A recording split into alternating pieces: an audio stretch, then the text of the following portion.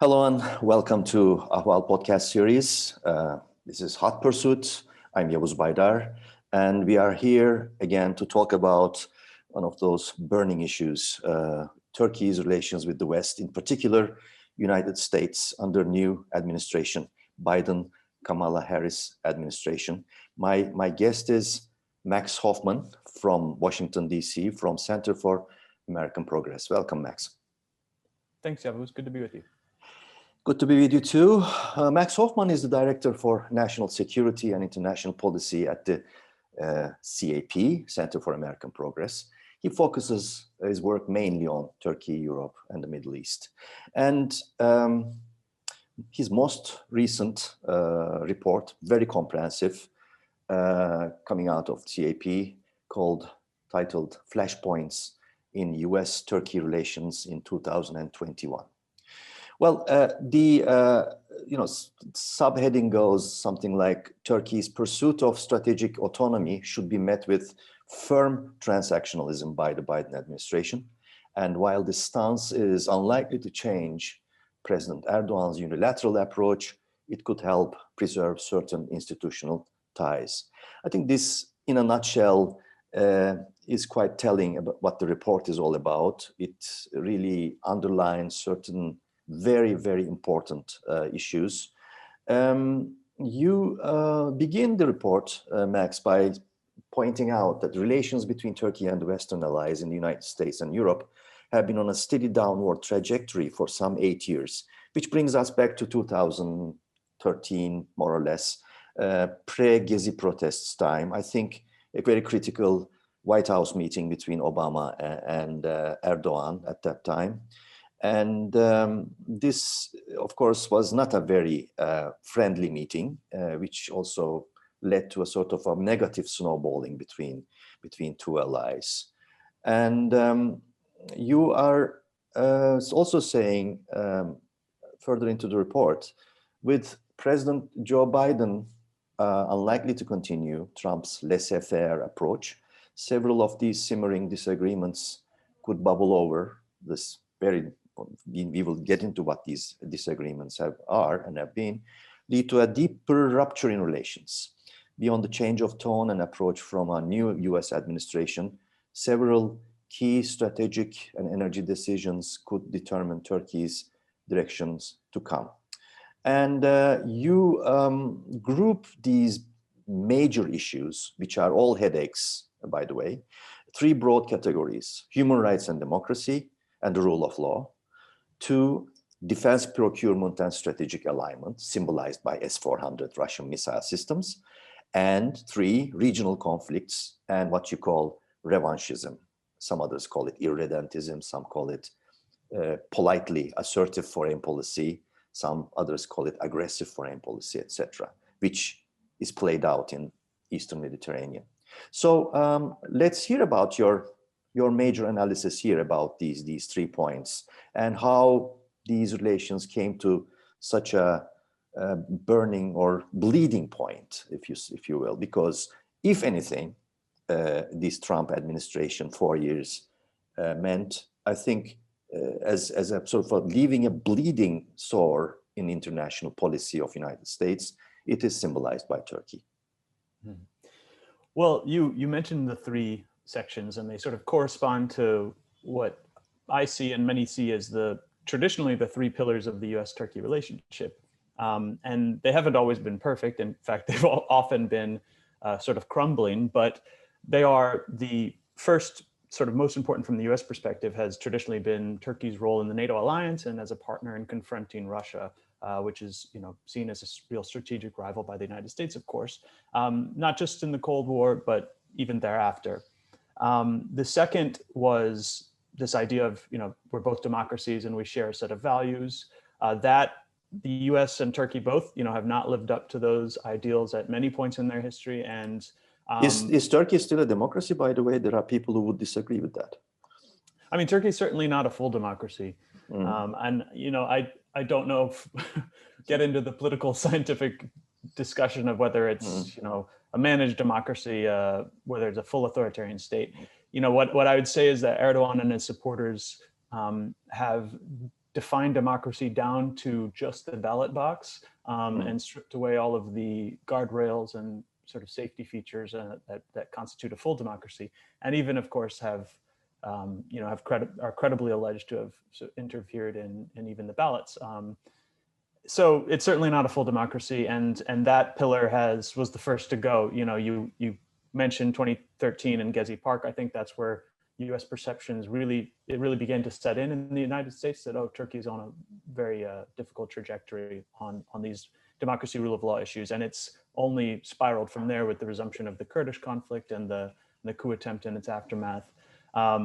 So that second pillar is certainly in very rough shape. And the third has traditionally been U.S.-Turkish cooperation in the region. Well, 2013 was also the beginning of those disagreements on Syria, really deepened in 2013.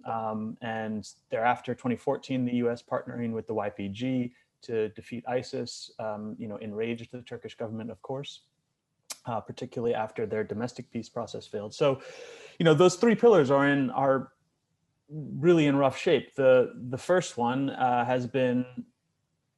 which is cooperation against Russia, has been undermined by Erdogan's decision to buy the S-400, of course, which has dominated the news for years now. That was a very clearly drawn red line for the United States. To the US view, it's unacceptable for a NATO ally to have such deep strategic ties to Russia. It's not just the S-400, it's also the cooperation in these regional conflicts and the energy ties. The US traditionally overlooked the energy ties because they understood Turkey has to buy energy from Russia and elsewhere. But these deepening strategic ties are of huge concern to the United States. And to Washington's view, reflect fundamentally different views of what NATO means and what sort of membership in this Western security architecture, the responsibilities and rules of that membership. So, those are the three kind of pillars, and the sections in the report get into the details of how they've variously eroded over the last 8 years or so, and what the risks are in the next year and a half to sort of have them collapse entirely. Mm-hmm. Can you get us little bit more deep into those, aspects that you think are important for the future relations in those three pillars, three major issues that you highlight, or three challenges, basically? Yeah. Well, I think, in the democracy, rule of law space, it's very dire picture, of course. As I said, Turkey is not a full democracy anymore. The US doesn't have a lot of credibility after the Trump years in criticizing democracies abroad, and that's, I think, understood by the incoming Biden team. But there will be a concerted effort to rebuild that credibility, to put more emphasis on democracy and rule of law. Biden and his team will at least bring these issues up with Erdogan and other leaders with authoritarian tendencies. And that was totally absent in the Trump years. So that will be at least some minor sorts of pressure. One point, I think, I'm sorry to interrupt you here, but it's important what you write here in the report to underline. You say President Biden is likely to reverse certain trends. He's almost certain to depersonalize the presidential relationship and close the gap between White House's stances on Turkey and those of the rest of the US government bureaucracy as well as Congress. This, in turn, you conclude, will likely to mean a resumption of the slow adjustment of US posture toward the Turkey, of diminishing loyalty to the Western alliance, of an adjustment that Trump partially paused. Quite a polite formulation there, but I think what we saw as sort of a demolishing of or deinstitutionalization of the relations between two countries bears, of course, Trump's deep fingerprints. But it's clear that there will be completely sort of a reformatting of the relations. Do you think that Biden will continue to deal on personal level, president to president with Erdogan, or will he sort of delegate the issues to the American institutions? Well, you mentioned, the Trump years, we really had two US governments operating, and this understandably caused chaos and confusion abroad, as well as at home at times. But, in the Turkish relationship, it was particularly clear where the US government, the interagency bureaucracy would come together, hammer out their disagreements, and come to a unified policy approach to Turkey, or that's the goal. There are always, continuing differences. And that official policy was often, laid out by the Secretary of State on down. And then Turkey, I think early on, realized that Trump had this affinity for Erdoğan and this desire to be seen as a deal maker who could just, one-on-one pick up the phone and get things done. That was the image they liked to, that Trump liked to project. And the Turkish government very sort of, I think short-sightedly, but effectively used that desire and to circumvent what had become an increasingly sort of firm US policy towards Turkey on a range of issues, whether it's Syria or S-400 or other rule of law concerns around Andrew Brunson or the other US citizens held in detention. And so the Turks kind of went around, did an end run around the US government and would reach out directly to Trump and the White House and the Trump family to try to get around US policy positions they didn't like. And, they had some success with that. I think Turkey avoiding CAATSA sanctions for so many years. Of course, Trump's 2 withdrawals from Syria, both of which were only partial in the end, but both followed phone calls with Erdogan. So, they did have some success. I think it's also slowing down Halkbank case, perhaps to a certain degree, maybe. Yeah, I think it's hard to know exactly what effect, Trump could have had in that, but certainly the Treasury Department may have been more aggressive had there been sort of less White House interest in the issue. So that I think will go away with President Biden, right? He is a believer in the institutions of government. He's a believer in sort of a steady foreign policy. He doesn't share Trump's affinity for Erdogan, I don't believe. So I don't think that presidential engagement will go away, right? That these are 2 important countries, still NATO allies. So they will certainly have contact both at institutional settings like NATO, G20 sorts of settings, but also, phone calls and the normal things. I do think that Biden will probably keep a little bit more distance as part of this overall effort to depersonalize the relationship and also an effort to reemphasize democracy and human rights in US foreign policy. So, the Turkish government will no longer be able to kind of do an end run around the US position. And that I think it's actually good because the 2 countries have, frequently refer to each other as strategic partners, but in fact, right now, there's not a great deal of strategic alignment. And part of what the paper gets into is the need to actually, the US has dealt with Turkey. I'm sure many Turks would not sort of agree with this, but has dealt with Turkey actually on a concessionary basis for many years. As a NATO ally and purported democracy, Turkey got a number of benefits in its relations with the US that you won't read about in the AKP press, but were of great value to Turkey. And in recent years, I think Erdoğan, driven by a sense that the US and the West has not supported Turkey as much as he wants, and also part of his desire to just chart a more independent course for Turkey with less deference towards its traditional Western allies, has basically taken advantage of that concessionary stance and pushed and pushed and pushed. And the line from Ankara has generally been, yes, we can reach an accommodation on this issue, whatever it is, as soon as you concede to our demands and receive none of yours.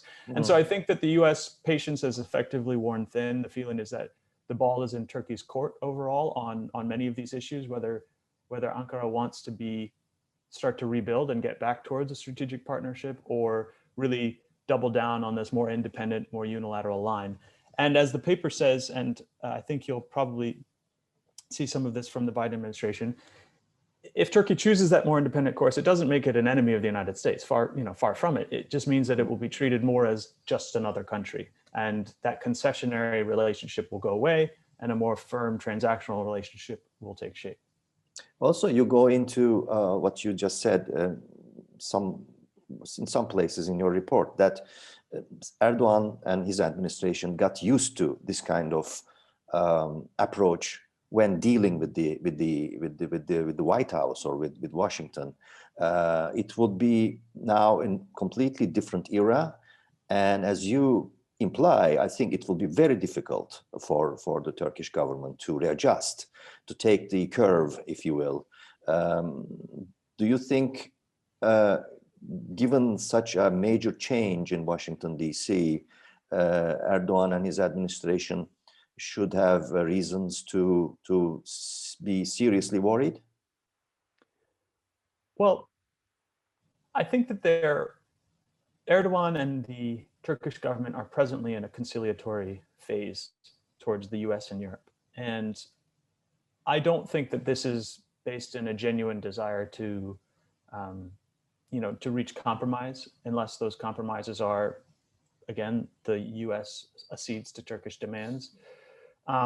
What I think it is an instrumental strategy to influence the incoming Biden team and also to stave off European unity on a firmer response to Turkey on a range of issues, particularly in the Eastern Mediterranean.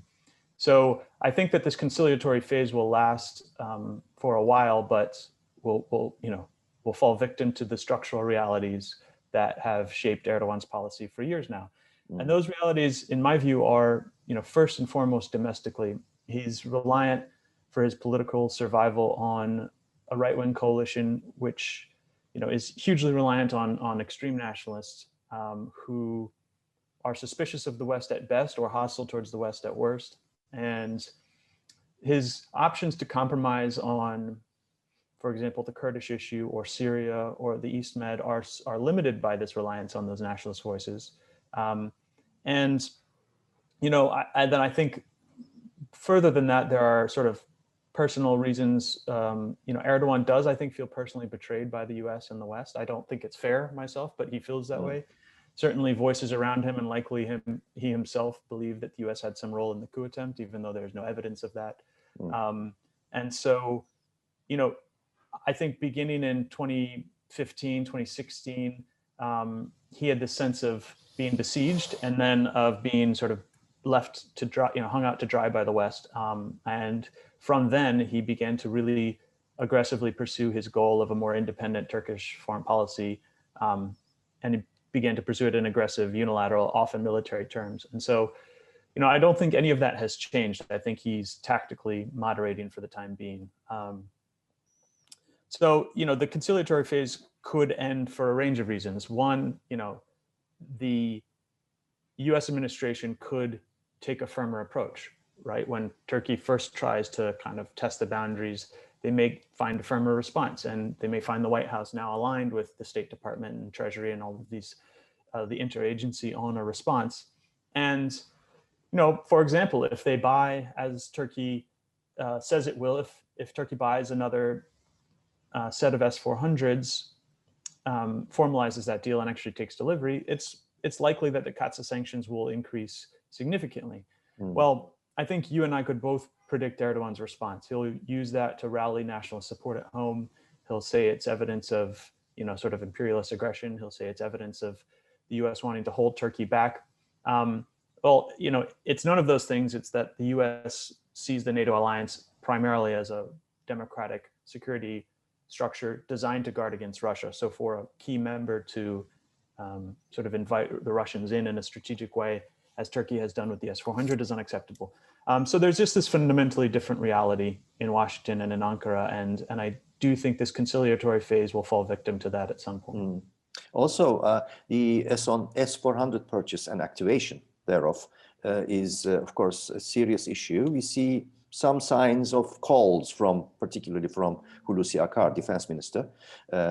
Let's deal with this, let's not have sanctions type of thing. And also there is another proposal from Mevlut Çavuşoğlu, foreign minister, building up a commission to go through issues about F-435 versus S-400, etc. But given what's being done already from the purchase and activation of S-400s and the decision of CAATSA, what sort of leverage does in your opinion, and as you mentioned also in the report, as you go into this subject, Erdogan government have, and what sort of options also does Biden have? Can he postpone? I think at best, I think he can postpone at certain time the decision to impose CAATSA. Am I right? Yeah, well, so finally, under congressional pressure at the, in December of last year, the first round of CAATSA sanctions were imposed. And I think that gets Biden off the hook for the time being, unless there's an additional significant transaction. Certainly, if Turkey bought or took delivery of another battery of S-400s, that would constitute a significant transaction. And the Biden administration almost certainly would levy new sanctions or increase the severity of the sanctions in place. And, Turkey's options there are bad, but this is a situation Erdoğan got the country into. You mentioned Hulusi Akar.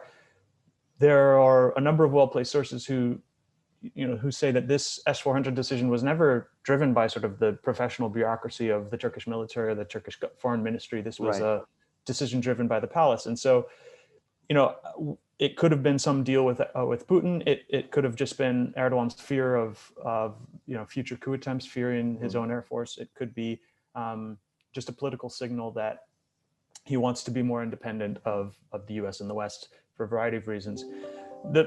The sort of rationale at this point almost doesn't matter, because we're caught in this trap where the S-400s were a significant transaction. Turkey spent a decent chunk of money on them.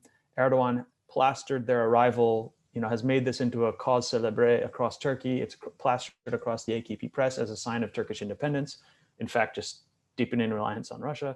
But, he will find it very difficult to back down, both in financial sense and in a political sense, because he's made this such a big nationalist issue. The U.S. is not going to back down. I mean, they've already ejected Turkey from the F-35 program, which frankly is the much bigger sanction than CAATSA. The loss of that fifth generation stealth fighter, which was a better air defense system than the S-400 could ever be, and is also useful for a range of other things. That's a significant blow to Turkey. But I think the U.S. will go further if Turkey goes further. There's no desire to. I don't think there's any desire in Washington to go down this punitive path with Turkey and levy sanction after sanction. They'd like to work this out, but the deals would have to be that the S-400s, are mothballed, put away, potentially even shipped to a different locality, and that no future transactions take place. And that seems to be something that the Turkish government or Erdogan will simply not accept. So I think the options are we kind of pause in this slightly hostile but manageable situation where Turkey, Turkish defense industry is mildly harmed by the existing sanctions, but can kind of function, or things escalate if Erdogan continues down this path with Russia on the S-400s, and then the repercussions for Turkish defense industry and the relationship would be severe. We'll get into the conclusion part, but I'm also wondering, you have a section in the report about energy. Can you give us can you walk us through that? Yeah, well, so, Turkey has deepened the energy ties with Russia. When the Ukraine war broke out, Russia rerouted what had been the South Stream pipeline through Turkey. That was good for Turkey. The US was somewhat ambivalent about it. It was sort of concerned that Turkey had taken the decision to deepen its reliance on Russian gas, but it understood that its options were limited. It had at the time a growing economy, and its strategic goal is to turn itself into an energy hub. The risk is the second pipeline of Turk Stream, which is designed for re-export of Russian gas onto Europe. That second pipeline violates a different provision of CAATSA, which provides the US government with the authority to sanction basically entities aiding the Russian export of Russian gas. So, it's unclear. It's also tied up. It's unclear if the Biden administration will utilize those authorities. This is also tied up with the Nord Stream 2 pipeline to Germany in the Baltic. And the Biden administration is going to have to balance sort of overall desire to rebuild ties with Europe, where obviously Germany is a preeminent power, with the desire to really hold a firm line against Russia and Putin and avoid Europe deepening its reliance on Russian gas. So that's one issue that faces Turkey in 2021 on the energy front. The positive thing that's occurred is that now with the link up of TANAP and TAP, Caspian gas is flowing through Turkey to Europe. That was a 30, 40-year project for the US and Turkey to try and circumvent Russian, European reliance on Russian gas. So that's a good thing that's happening. And then there are a range of big decisions. One is the Akkuyu nuclear power plant. Turkey is contracted with Russia to build, I believe, 2 reactors. And that's of concern to the United States. They're nearing completion of the first, I believe, this year. And this is, again, the buying of Russian energy, of Russian gas, I think was understood by the United States, but the Turkish decision to deepen and broaden that energy relationship was somewhat concerning. Mm-hmm. And then Turkey has this Black Sea find, the Sakarya gas field. And the expert opinion is that they'll need to partner with a major international oil company on technical grounds because of the depth and complexity of the geology there. And their choice of oil major could be sort of a sign of how Erdoğan and Ankara broadly are thinking about this strategic energy picture. And then finally, and I've gone on too long, but it's a demonstration of the range of issues confronting it. There's this Eastern Mediterranean picture where I actually don't think it's anymore about energy directly. These claims that the various parties are levying encompass areas that people think may have gas, but with gas prices so low and with the complexity of the geology and the depth of the waters there, none of these are short or even midterm and potentially not even long-term serious energy plays. This has become about sovereignty, but it's often talked about in terms of energy. And there, it's a question of how far Erdoğan is willing to push the envelope. The European response thus far has been pretty limp, but the question of how involved Biden will want to get is a big one. He knows he's got a long familiarity with the Cyprus problem. He visited there as vice president. He has longstanding ties to the Hellenic community, so he knows these issues. And I think that as part of a broader regional effort to de-escalate these various conflicts and try to reestablish some modicum of stability, the Biden administration will likely get more engaged in the Eastern Mediterranean, trying to mediate things and avoid any further escalation between Turkey, Greece, and Cyprus. And in that, they'll likely work with NATO Secretary General Stoltenberg to establish deconfliction mechanisms and, again, sort of bureaucratize, compartmentalize, and slow down these disputes in the hope that the political environment will change and potentially things could be patched together in the future. Well, when you look at the transition period between the November elections in the United States and the inauguration, some radical or dramatic things happened. The Caucasus war had started, but it ended in favor of Azerbaijan, also in favor of Turkey, giving Turkey a lot of incentives to open widen and enhancing the backyard. And then Eastern Mediterranean continued during this transition period to be a sort of an area of tension. And now, although exploratory talks began, obviously with the dynamic that Biden administration's entering into the stage brought, but also now we keep hearing signals about military buildup and some contacts with the Iraqi Central and Iraqi Kurdish administrations. And also there are now signals of anger, concern mixed about Syria, of YPG, etc., etc. What, in your opinion, should one expect there between these two allies, and what should one expect from Biden administration because of the choices of National Security Council, etc.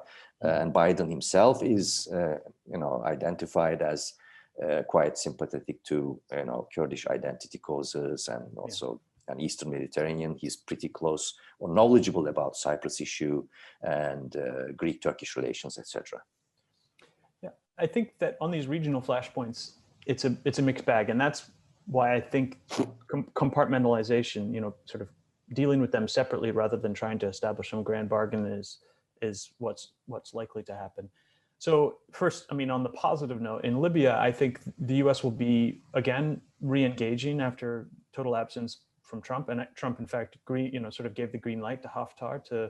So it will be more assertive, in other terms. Yeah, I mean, I think the U.S. will continue to want to see the Europeans take the lead as they had from 2011 in Libya, but it will go beyond the last 4 really more years of just total focus on counterterrorism and leaving everything else to regional actors. Well, it's clear that leaving it to the regional actors has resulted in escalation and the potential of direct conflict between some of these proxy backers. So I think you'll see the U.S. come back in embrace the UN process and actually support Turkey in that sense. Turkey is back in the GNA.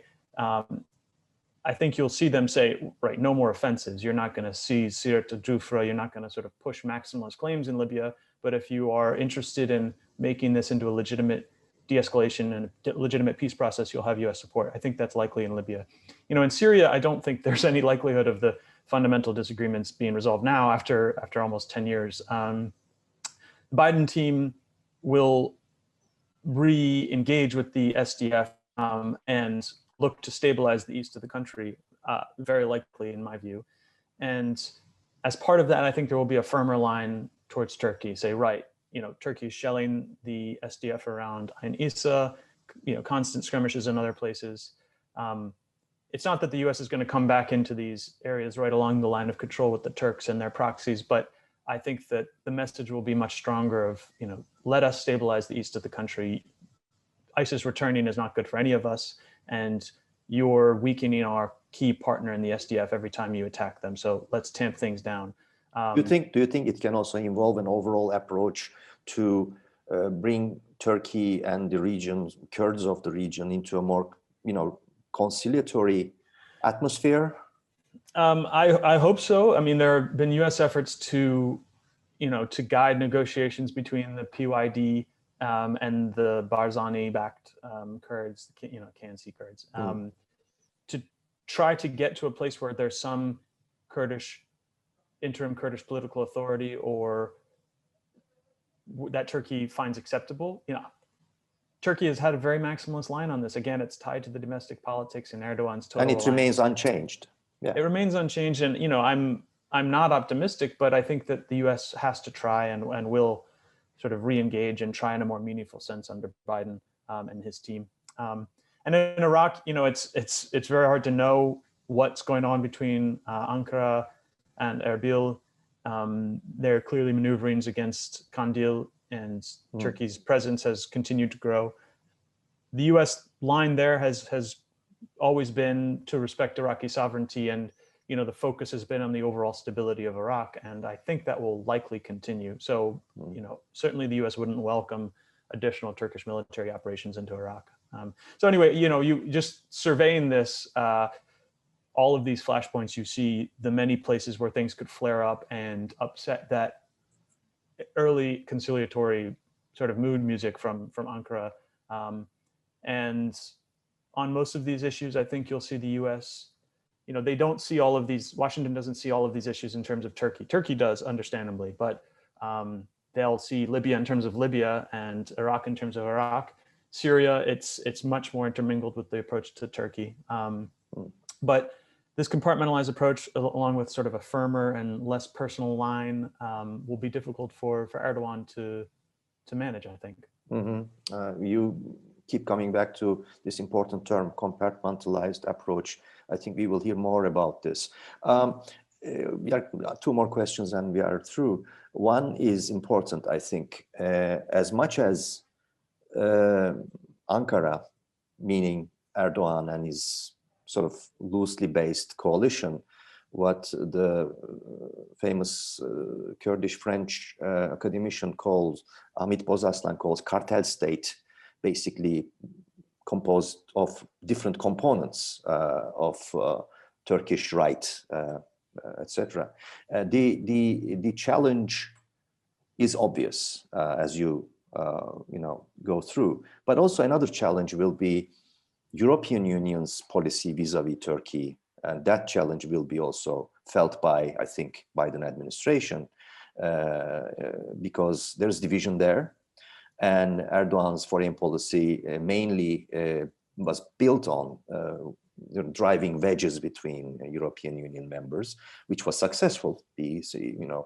Most recently, after the exploratory talks, starting Germany and Spain, certain members said, okay, now that they started talking, we should basically shelve the sanctions, which Germany went along with. They said, okay, we are shelving this.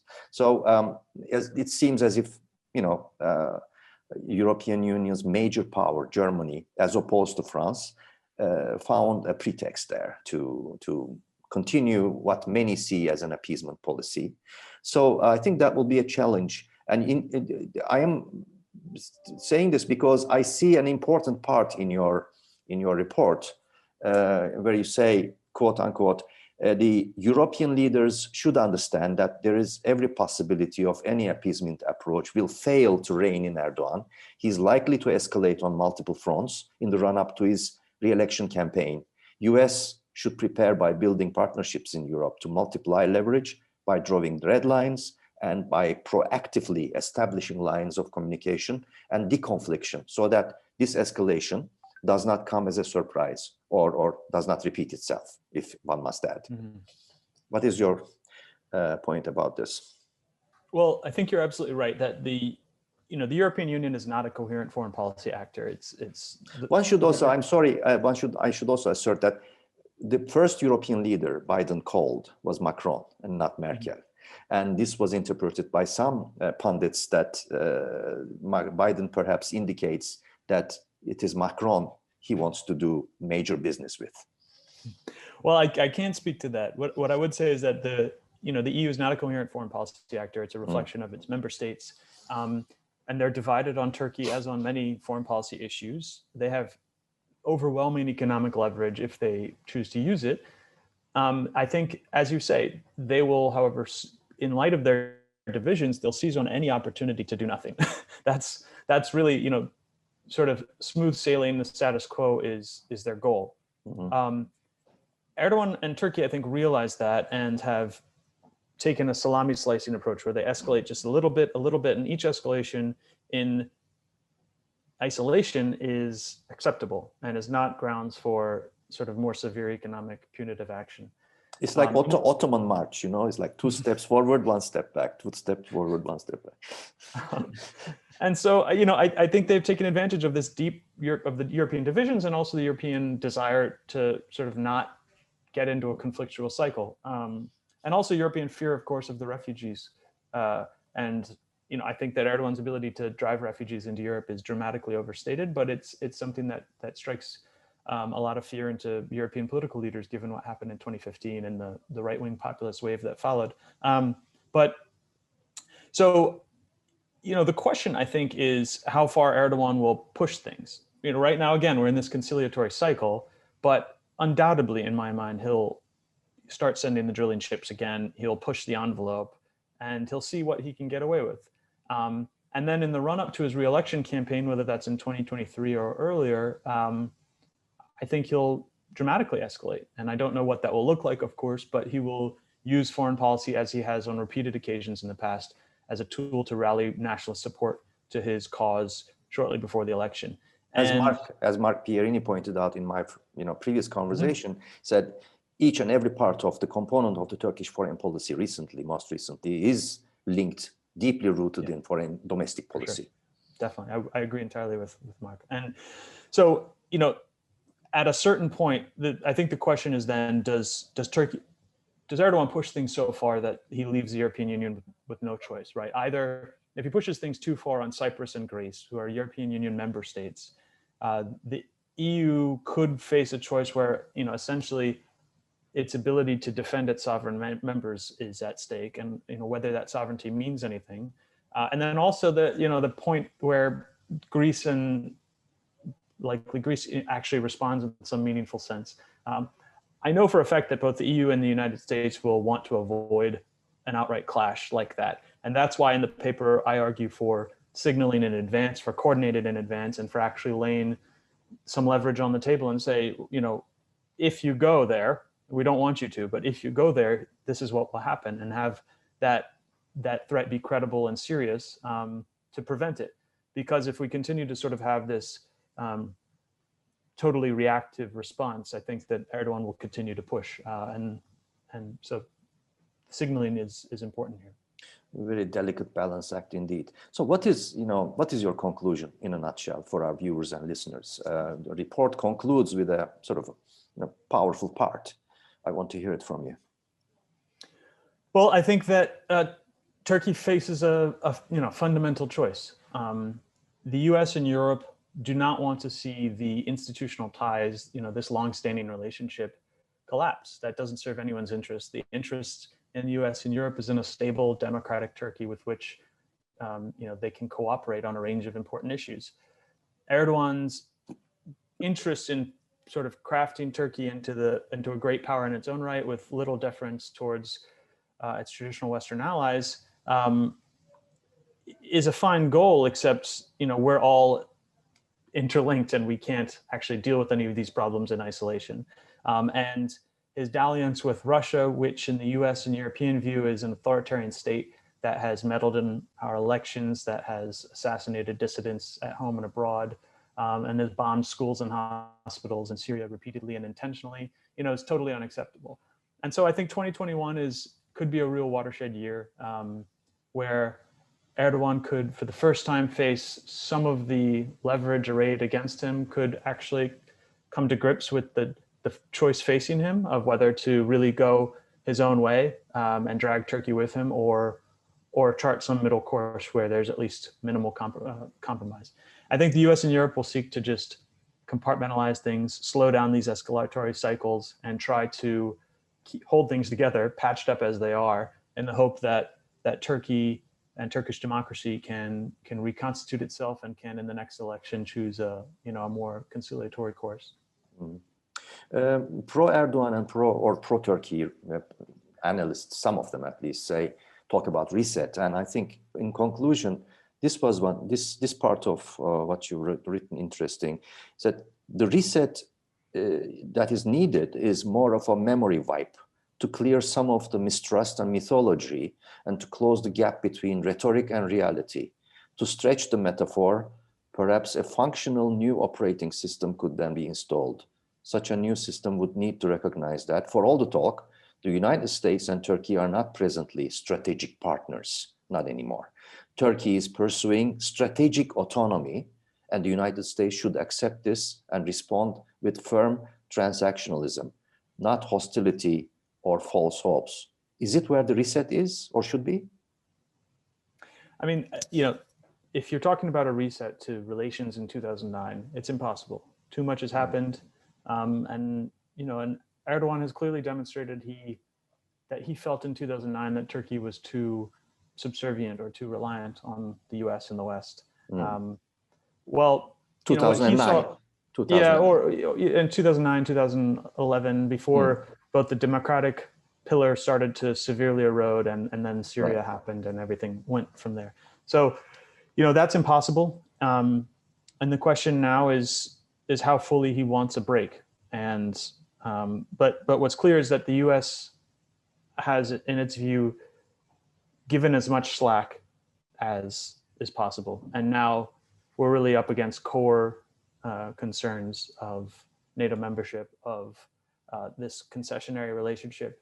And the US has its interests and will start to assert them more forcefully, I think, vis-a-vis Turkey. If Turkey wants to be an independent power, with little deference to the West, that's fine. Then there's little reason for the United States to pay deference to Turkish interests either. Today, my guest was Max Hoffman from Center for American Progress. And thank you for this conversation, Max. Great talking to you, Yavuz. Take care.